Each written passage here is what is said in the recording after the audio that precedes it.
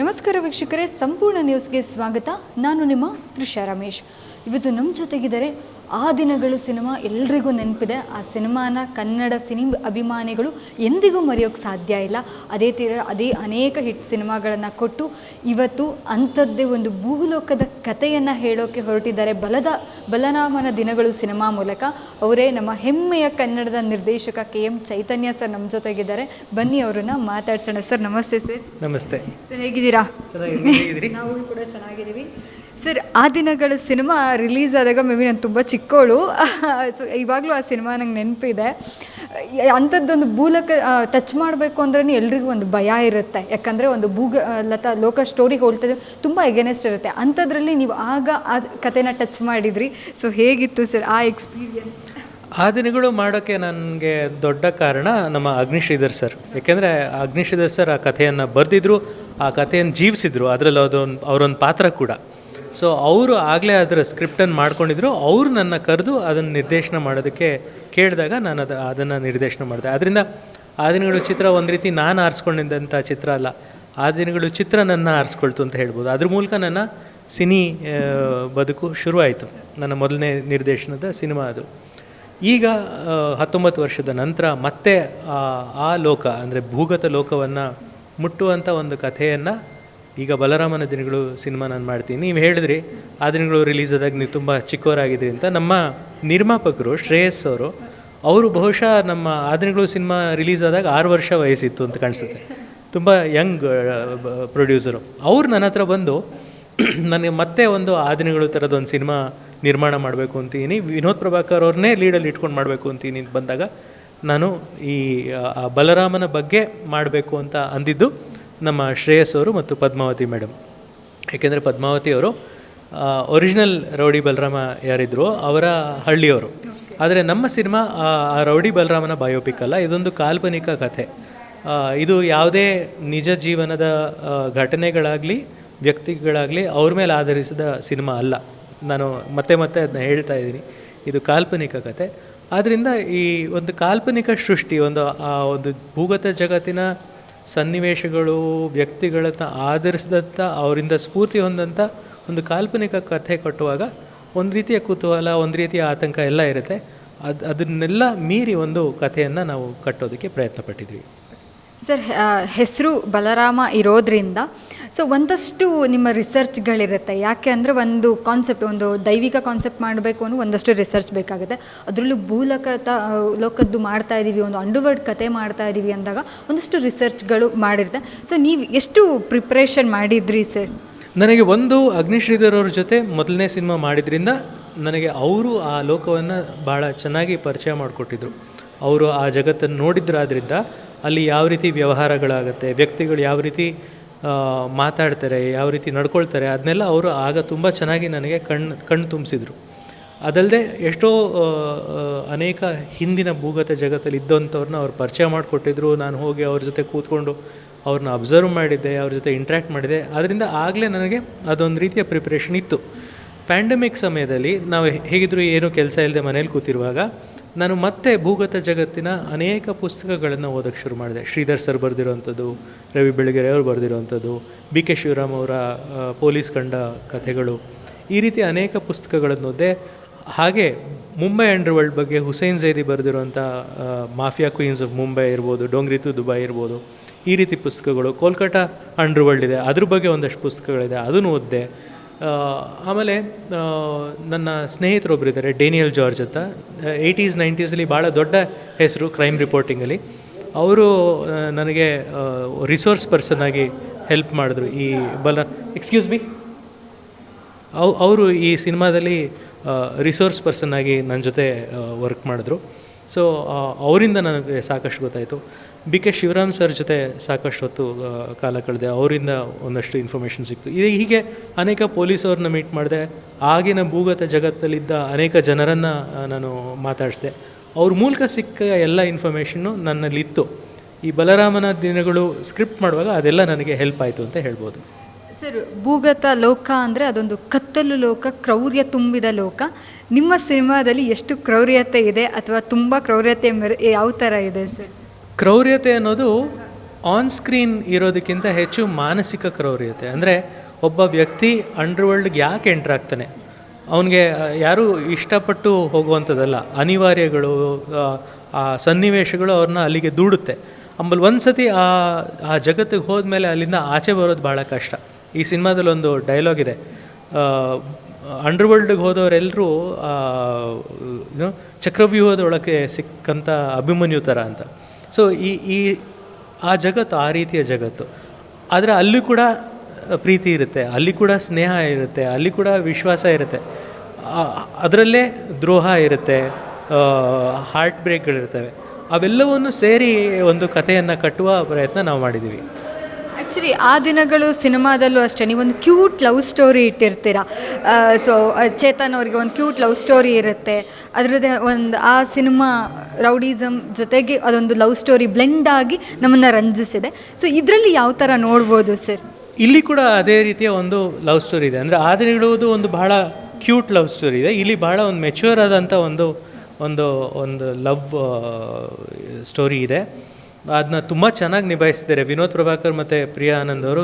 Excellent actors. Vinod Prabhakar ಅಂತೂ ನಾನು ಎಷ್ಟು ಹೇಳಿದ್ರು ಕಮ್ಮಿ ಅವ್ರ ಬಗ್ಗೆ. He is one of our most versatile actors. ಅವ್ರಿಗೆ ಇಂಥ ಪಾತ್ರ ಮಾಡೋಕ್ಕಾಗಲ್ಲ ಅಂತ ಹೇಳೋಕ್ಕಾಗಲ್ಲ, ಎಲ್ಲ ಥರ ಪಾತ್ರವನ್ನು ನಿಭಾಯಿಸ್ತಾರೆ ಅವರು. ಅಂಥ ರೇಂಜ್ ಇರೋವಂಥ ಆ್ಯಕ್ಟ್ರು. ಅವ್ರ ಜೊತೆ ಪ್ರಿಯಾ ಆನಂದ್ ಅವರು ಅಷ್ಟೇ ಚೆನ್ನಾಗಿ ಆ್ಯಕ್ಟ್ ಮಾಡಿದ್ರು. ಇದು ನಾನು ಹೇಳಿದಾಗೆ ಒಂದು ಮೆಚ್ಯೂರ್ ಲವ್ ಸ್ಟೋರಿ, ಒಂದು ಬಹಳ ಬಹಳ ಕಾಂಪ್ಲೆಕ್ಸ್ ಆದಂಥ ಒಂದು ಲವ್ ಸ್ಟೋರಿ. ಅದರ ಸುತ್ತ ಭೂಗತ ಜಗತ್ತಿನ ಕತೆ ನಡೀತಾ ಹೋಗುತ್ತೆ. ಸರ್, ಈಗ ಇಂಥದ್ದೊಂದು ಕತೆ, ಈಗ ಫ್ಯಾಮಿಲಿ ಓರಿಯೆಂಟೆಡ್ ಸಿನಿಮಾಗೆ ನಮ್ಮಲ್ಲಿ ಕಲಾವಿದರು ಸಿಗ್ತಾರೆ, ಅಂದರೆ ನಮ್ಮಲ್ಲಿ ಕಲಾವಿದರಿಗೆ ಎಲ್ಲ ಥರದ ಕಲಾವಿದರು ಸಿಗ್ತಾರೆ. ಬಟ್ ಈ ಥರದ ಸ್ಟೋರಿಗೆ ಆ ಪಾತ್ರಕ್ಕೆ ಜೀವ ತುಂಬೋರು ಬೇಕು, ಬರೀ ಅಭಿನಯ ಮಾಡೋರಲ್ಲ, ಜೀವ ತುಂಬೋರು ಬೇಕು. ಈ ಥರ ಕತೆಗಳಿಗೆ ಪಾತ್ರಗಳನ್ನು ಹೆಂಗೆ ಸೆಲೆಕ್ಟ್ ಮಾಡ್ಕೊಂಡ್ರಿ? ಎಷ್ಟು ರಿಸರ್ಚ್ ಮಾಡಿದ್ದೀರ ಪಾತ್ರಗಳ ಮೇಲೆ? ಯಾರನ್ನು ತಗೋಬೇಕು, ಯಾವ ಥರ ಆಯ್ಕೆ ಮಾಡ್ಕೊಂಡ್ರಿ? ಇದಕ್ಕೆ ನನಗೆ ದೊಡ್ಡ ಹೆಲ್ಪ್ ನಂಗೆ ಸಿಕ್ಕಿದ್ದು ಶ್ರೇಯಸ್, ನಮ್ಮ ಪ್ರೊಡ್ಯೂಸರಿಂದ. ಯಾಕೆಂದರೆ ಒಂದು ನಾನು ಹೇಳಿದಾಗೆ ವಿನೋದ್ ಪ್ರಭಾಕರ್ ಅವ್ರನ್ನೇ ಲೀಡಲ್ಲಿ ಇಟ್ಕೊಂಡು ಮಾಡಬೇಕು ಅಂತ ಅವ್ರು ಬಂದಿದ್ದು. ಆಮೇಲೆ ಬಲರಾಮನ ನಾವು ಈಗ ಇಮ್ಯಾಜಿನ್ ಮಾಡಿಕೊಂಡ್ರೆ ವಿನೋದ್ ಪ್ರಭಾಕರ್ ಅವ್ರು ಬಿಟ್ಟರೆ ಇನ್ನು ಯಾರೂ ಆ ಪಾತ್ರಕ್ಕೆ ಸೂಟ್ ಆಗಲ್ಲ ಅನ್ನೋ ಮಟ್ಟಿಗೆ ಅವರು ಅದಕ್ಕೆ ಒಂದು ರೀತಿ ಹೊಂದ್ಕೊಂಡ್ಬಿಟ್ಟಿದ್ದಾರೆ. ಅದಲ್ಲದೆ ಅವರು ಶ್ರೇಯಸ್ ಅವರೇ ಹೇಳಿದಾಗೆ ಆ ದಿನಗಳಲ್ಲಿ ನಾನು ಯಾರು ಮುಂಚೆ ಕಾಸ್ಟ್ ಮಾಡಿದ್ನೋ ಅವರೇ ಮತ್ತೆ ಈ ಸಿನಿಮಾದಲ್ಲಿ ಬೇಕು ಅಂತಂದರು. ನನ್ನ ಸ್ನೇಹಿತರು ಆಶೀಶ್ ವಿದ್ಯಾರ್ಥಿ ಮತ್ತು ಅತುಲ್ ಕುಲಕರ್ಣಿ ಮತ್ತೆ ಈ ಸಿನಿಮಾದಲ್ಲಿ ಕಾಣಿಸ್ಕೊಂಡಿದ್ದಾರೆ. ಇದಲ್ಲದೆ ಅನೇಕರು ಬೇಕಿತ್ತು, ಯಾಕೆಂದರೆ ಇದೊಂದು ತುಂಬ ವಾಸ್ಟ್ ಆದಂಥ ಕತೆ. ಇದಕ್ಕೆ ಭಾಳ ಆಮೇಲೆ ಅಂಡರ್ವರ್ಲ್ಡ್ ಸಿನಿಮಾ ಅಂದಿದ್ದ ಕೂಡ ಅದೊಂದು ರೀತಿ ತುಂಬ ಇಂಟೆನ್ಸಿಟಿ, ತುಂಬ ಪ್ಯಾಷನ್ ಇರೋವಂಥ ಆ್ಯಕ್ಟ್ರಸ್ ಬೇಕಾಗತ್ತೆ. ಸೊ ಅಂಥ ಆ್ಯಕ್ಟ್ರಸ್ ನಮಗೆ ಸಿಕ್ಕಿದ್ದು ವಿನಯ್ ಗೌಡ, ರಮೇಶ್ ಇಂದ್ರ, ಆದಿತ್ಯ ಶ್ರೀ, ಅರುಣ್, ಅಭಯ್ ಪುನೀತ್, ಅನಿಲ್ ಸಿದ್ದು, ಪ್ರತಾಪ್ ನಾರಾಯಣ್, ಅಶ್ವಿನ್ ಹಾಸನ್. ಸೊ ನಾನು ಮುಂಚೆನೇ ಹೇಳಿದಾಗೆ ಒಂದು ದಂಡೆ ಇದೆ ಈ ಸಿನಿಮಾದಲ್ಲಿ, ಒಂದು ಆರ್ಮಿ ಆಫ್ ಗುಡ್ ಆ್ಯಕ್ಟರ್ಸ್ ಇದ್ದಾರೆ. ಬಹಳ ಹುಷಾರಾಗಿ ನಾವೆಲ್ಲ ಡಿಸ್ಕಸ್ ಮಾಡಿ ಅವ್ರನ್ನ ಕಾಸ್ಟ್ ಮಾಡಿದ್ವಿ. ಕಾಸ್ಟಿಂಗಲ್ಲಿ ನಿಶಾ ವಿನೋದ್ ಪ್ರಭಾಕರ್ ಅವರು ಇನ್ವಾಲ್ವ್ ಆಗಿದ್ದರು, ಶ್ರೇಯಸ್ ಅವರು ಇನ್ವಾಲ್ವ್ ಆಗಿದ್ದರು. ನಾವೆಲ್ಲ ಮಾತಾಡ್ತಾ ಯಾವ ಪಾತ್ರಕ್ಕೆ ಯಾರು ಸೂಟ್ ಆಗ್ತಾರೆ ಅಂತ. ಆಮೇಲೆ ನನ್ನ ಅಸೋಸಿಯೇಟ್ ಡೈರೆಕ್ಟ್ರು ಕಿರಣ್ ಶಿವ್ ಅವರು ಕೂಡ ಇನ್ವಾಲ್ವ್ ಆಗಿದ್ದರು ಕಾಸ್ಟಿಂಗಲ್ಲಿ. ಆಮೇಲೆ ಬಹಳ ಮುಖ್ಯವಾಗಿ ನಾನು ಇದನ್ನು ಹೇಳಲೇಬೇಕು, ಎಷ್ಟೋ ಕಡೆ ನಾನು ಹೇಳಿರೋದು ಮರ್ತಿದ್ದೀನಿ, ಸುನೈನಾ ಸುರೇಶ್ ಅವರು ಈ ಸಿನಿಮಾದ ಕಾಸ್ಟಿಂಗಲ್ಲಿ ಇನ್ವಾಲ್ವ್ ಆಗಿದ್ದರು. ಅವರು ಎಷ್ಟೋ ಆ್ಯಕ್ಟರ್ಗಳನ್ನ ಅವರು ನನಗೆ ಸಜೆಸ್ಟ್ ಮಾಡಿದ್ರು. ಸರ್, ಈಗ ಇತ್ತೀಚೆಗೆ ಬರ್ತಾ ಇರೋ ನಮ್ಮ ಕನ್ನಡ ಸಿನಿಮಾ, ಈಗ 19-20 ವರ್ಷದಿಂದ ಕನ್ನಡ ಚಿತ್ರರಂಗವನ್ನು ನೋಡ್ತಾ ಇದ್ದೀರಾ. ಏನೋ ಒಂದು ಸಣ್ಣ ತಪ್ಪು ಸಿಕ್ಕಿದ್ರೆ ಸಾಕು, ಅದನ್ನು ಯಾವ ಲೆವೆಲಿಗೆ ಬೇಕಾದ್ರೂ ತೊಗೊಂಡೋಗ್ತಾರೆ. ರೀಸೆಂಟಾಗಿ ನಾವು KD ಮೂವಿ ಒಂದು ಸಾಂಗನ್ನೇ ನೋಡಿದ್ವಿ. ಹಿಂಗಿರ್ಬೇಕಾದ್ರೆ ನಿಮಗೆ ಎಷ್ಟು ಪ್ರೆಸರ್ ಇದೆ ಸರ್? ಒಂದು ಚೂರು ಮಿಸ್ ಆದರೂ ವಿವಾದಗಳು ಉಂಟಾಗ್ಬೋದು, ಅಥವಾ ಇನ್ನೇನೋ ಆಗ್ಬೋದು, ಒಂದಷ್ಟು ಜನ ವಿರೋಧ ವ್ಯಕ್ತ ಮಾಡ್ಬೋದು. ಸೊ ಯಾವ ಥರ ಇದೆಲ್ಲದಕ್ಕೂ, ಈ ಥರ ಸವಾಲುಗಳಿಗೆ ಯಾವ ಥರ ರೆಡಿ ಆಗಿದ್ದೀರಾ?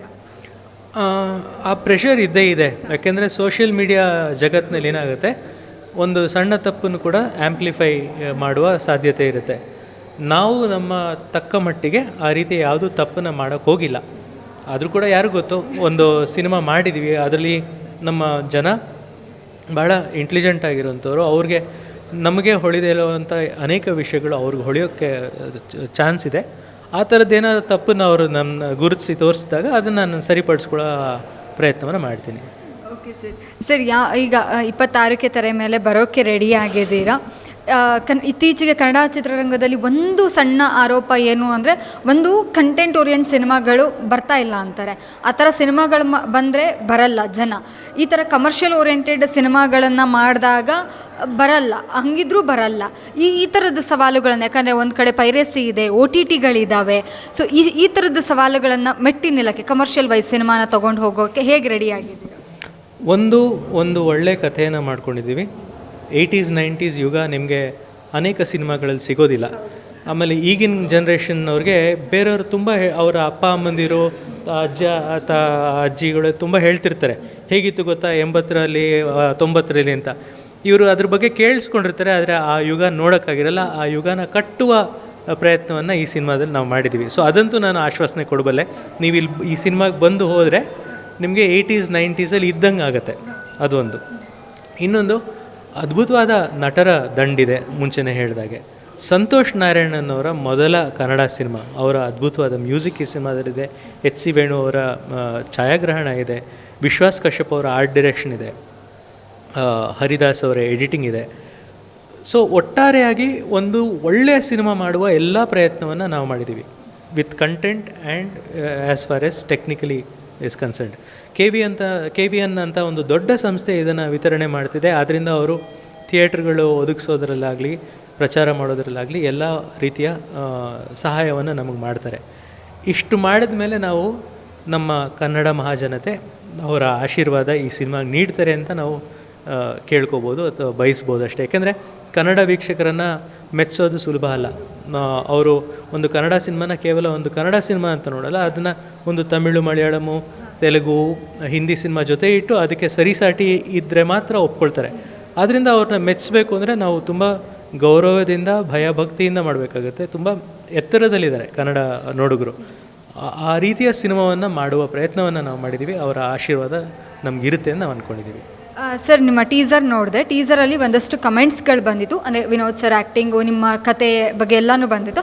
ಅದ್ರ ಜೊತೆಗೆ ಒಂದು ಕಮೆಂಟ್ ಅಬ್ಸರ್ವ್ ಮಾಡಿದೆ, ತಮಿಳು ಮತ್ತು ಆಂಧ್ರ ಕಡೆ ಬಿಡುಗಡೆ ಮಾಡಿ, ರೀಮೇಕ್ ಮಾಡಿ, ಬ್ಲಾಕ್ ಬಸ್ಟರ್ ಆಗುತ್ತೆ ಅನ್ನುವಂಥ ಒಂದಷ್ಟು ಕಮೆಂಟ್ಗಳನ್ನು ನೋಡಿದೆ ಟೀಸರ್ ಮೇಲೆ. ಸೊ ನಿಮಗೆ ಮುಂದಿನ ದಿನಗಳಲ್ಲಿ ಪ್ಲ್ಯಾನ್ ಇದೆಯಾ ಬೇರೆ ಭಾಷೆಗೆ ಮಾಡುವಂಥದ್ದು, ಏನಾದರೂ ಪ್ಲ್ಯಾನ್ ಇದೆಯಾ? ಈ ಸಿನಿಮಾನ ನಾವು ಮೂಲತಃ ಕನ್ನಡಕ್ಕೆ ಮಾಡಿರೋದು. ಆಮೇಲೆ ಅನೇಕ ಜನ ಕೇಳ್ತಾರೆ ಪ್ಯಾನ್ ಇಂಡಿಯಾ ಸಿನಿಮಾ ಅಂತ. ನಾನು ಹೇಳೋದೇನೆ, ಈಗ ಅನೇಕ ಜನ ನಮಗೆ ಕೇಳ್ತಾ ಇರ್ತಾರೆ ಪ್ಯಾನ್ ಇಂಡಿಯಾ ಸಿನಿಮಾ ಬಗ್ಗೆ. ನಾನು ಯಾವಾಗಲೂ ಹೇಳಿದೆ ಅಂದರೆ ಕಾಂತಾರನೇ ಎಕ್ಸಾಂಪಲು. ಒಂದು ಮಣ್ಣಿಗೆ ಹತ್ತಿರವಾದಂಥ ಕಥೆಯನ್ನು ನಾವು ಮಾಡಿಕೊಂಡ್ರೆ ಅದು ಎಲ್ಲಿಗೆ ಬೇಕಾದ್ರೂ ಸಲ್ಲುತ್ತೆ. ಬೇರು ಎಷ್ಟು ಆಳವಾಗಿರುತ್ತೋ ಅಷ್ಟು ಕೊಂಬೆಗಳು ಚಾಚ್ಕೋಬೋದು. ಆದ್ದರಿಂದ ನೀವು ಇರಾನ್ ಸಿನಿಮಾ ನೋಡ್ಬೋದು, ಕೊರಿಯನ್ ಸಿನಿಮಾ ನೋಡ್ಬೋದು. ಅವ್ರು ಯಾರೂ ಜಗತ್ತಿಗೋಸ್ಕರ ಸಿನಿಮಾ ಮಾಡಲ್ಲ, ಅವ್ರಿಗೋಸ್ಕರ ಅವ್ರು ಸಿನಿಮಾ ಮಾಡ್ಕೊಳ್ತಾರೆ. ಅವರ ಜನಕ್ಕೋಸ್ಕರ, ಅವರ ನುಡಿಗಟ್ಟಿಗೋಸ್ಕರ ಭಾಳ ಬದ್ಧತೆಯಿಂದ ಮಾಡ್ತಾರೆ. ಆ ಸಿನಿಮಾಗಳು ಪ್ಯಾನ್ ಇಂಡಿಯಾ ಆಗೋಕ್ಕೆ ಚಾನ್ಸ್ ಇರುತ್ತೆ. ಸೊ ಖಂಡಿತ ಬಲರಾಮನ ದಿನಗಳು ಇಲ್ಲಿ ಚೆನ್ನಾಗಿ ಜನ ಇಷ್ಟಪಟ್ಟು ಬೇರೆ ಭಾಷೆಗಳಿಗೂ ಇದನ್ನ ಡಬ್ ಮಾಡಬೇಕು ಅನ್ನೋ ಒಂದು ಡಿಮ್ಯಾಂಡ್ ಕ್ರಿಯೇಟ್ ಆದರೆ ನಮಗೆ ಭಾಳ ಖುಷಿನೇ ಆಗುತ್ತೆ. ಖಂಡಿತ ಸರ್, ಯಾಕಂದರೆ ನಾನು ಟೀಸರ್ ನೋಡಿದಾಗ್ಲೇ ಡಬ್ಬಿಂಗ್ ಅಟ್ಲೀಸ್ಟ್ ಒಂದು ಕಮೆಂಟ್ ಬಂದರೂ ಅದು ಖುಷಿನೇ. ಯಾಕಂದರೆ ನಮ್ಮ ಕನ್ನಡಿಗರಿಗೆ ಅವರೇ ಇಷ್ಟಪಟ್ಟು ಡಬ್ ಮಾಡೋಕ್ಕೆ ಹೇಳ್ತಾ ಇದ್ದಾರಲ್ಲ ಅಂತ. ಸೊ ಖಂಡಿತ ಎಲ್ಲರೂ ಪ್ರೀತಿಯಿಂದ ಕನ್ನಡ ಪ್ಯಾನ್ ಇಂಡಿಯಾ ಸಿನಿಮಾ ಆಗಲಿ ಈ ಸಿನಿಮಾ ಅಂತ ನಾವು ಆಶಿಸ್ತೀವಿ ಸರ್. ಯಾಕಂದರೆ ಕನ್ನಡ ಸಿನಿಮಾಗಳು ಹೇಳಿದಾಗೆ ಇತ್ತೀಚೆಗೆ ಒಳ್ಳೆ ಸಿನಿಮಾ ಬರ್ತಿಲ್ಲ. ನಾವು ಎಲ್ಲೇ ರಿಪೋರ್ಟಿಂಗ್ ಹೋದರೂ ಅಥವಾ ಏನೇ ಒಂದು ನಾವು ನೋಡ್ತಾ ಇರ್ತೀವಿ, ದಿನನಿತ್ಯ ನೋಡ್ತಾ ಇರ್ಬೇಕಾದ್ರೆ. ಸೊ ನಾರ್ಮಲಿ ನನ್ನ ಸುತ್ತಮುತ್ತ ಇರೋರು ಹೇಳಿ ಕನ್ನಡ ಸಿನಿಮಾ, ನನ್ನ ಫ್ರೆಂಡ್ಸೇ ಹೇಳ್ತಾರೆ, ಯಾವುದು ಒಳ್ಳೆ ಸಿನಿಮಾ ಬರ್ತಿಲ್ಲ, ಯಾವ್ದಾದ್ರು ಒಳ್ಳೆ ಸಿನಿಮಾ ಇದ್ರೆ ಹೇಳು ಅಂತ ಹೇಳ್ತಾ ಇರ್ತಾರೆ. ಸೊ ಈ ಥರ ಸಿನಿಮಾಗಳು ಗೆಲ್ಲಬೇಕು ಅನ್ನೋದು ನಮಗೂ ಆಸೆ ಇದೆ sir. Thank you so much. So ನಿಮ್ಮ ಬಲರಾಮನ ದಿನಗಳು ಚೆನ್ನಾಗಿ ಓಡಲಿ. 100 ದಿನ ಅಲ್ಲ, 200 ದಿನ ಗಡಿ ದಾಟಿ ಓಡಲಿ sir. Thank you so much. Okay, so ನೋಡಿದ್ರಲ್ಲ ವೀಕ್ಷಕರೇ, ಇದು ನಿರ್ದೇಶಕರಾದಂಥ KM ಚೈತನ್ಯ ಸರ್ ಮಾತಾಗಿತ್ತು. ಸೊ ಮತ್ತೆ ಮುಂದಿನ ವಿಡಿಯೋದೊಂದಿಗೆ ಸಿಗ್ತೀನಿ. ಅಲ್ಲಿವರೆಗೂ ನೋಡ್ತಾ ಇರಿ ಸಂಪೂರ್ಣ ನ್ಯೂಸ್. ಕ್ಯಾಮ್ರಾ ಪರ್ಸನ್ ಅಭಿಷೇಕ್ ಜೊತೆ ತೃಷಾ ರಮೇಶ್, ಸಂಪೂರ್ಣ ನ್ಯೂಸ್. ಧನ್ಯವಾದಗಳು. ಸಂಪೂರ್ಣ ನ್ಯೂಸ್, ಇದು ನೊಂದವರ ಧ್ವನಿ.